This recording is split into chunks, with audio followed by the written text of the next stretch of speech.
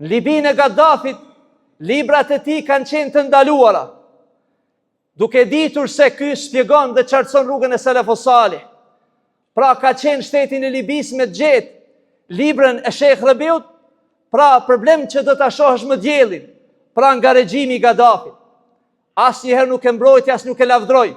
Mirë po kur u bën trazirat për zurjen e Gaddafit, Shekh Rabia ishte prej të parëve që që kërkonte nga populli të mos ngritej, që të ruhet gjaku i muslimanëve, që të ruhet feja e pejgamberit alayhisalatu wassalam, që të mos bëhen trazira, tamam si Imam Ahmed ibn Hanbal rahimahullah, i cili ishte ndaluar nga Memuni dhe Mu'tesimi librat e tij që të lexohen.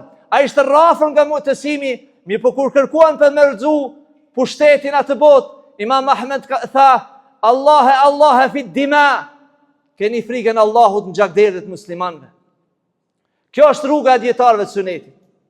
Dërsa shumë pasues të bidatit, siç është Salman el-Auda, nga kokat e xavarizhve, hoxha i shumë hoxhallarëve në trojet shqiptare, është ai i cili para se të ndodhte fitnet në Libi, e vizitonte djalin e Gaddafit, thurte lavdata për Gaddafin, po ashtu dhe Yusuf el-Qaradawi që e takonte Besharin, e takonte Gaddafin. Kur erdhën trazirat, pasues të fitneve ishin të parë që nxitnin luftë.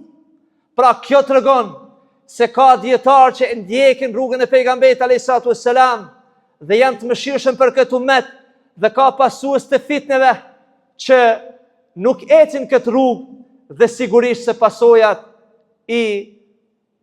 pasojat përballën muslimanët e thjesht me pasojat atyre ideve dhe bindjet pasuesve të bidatit.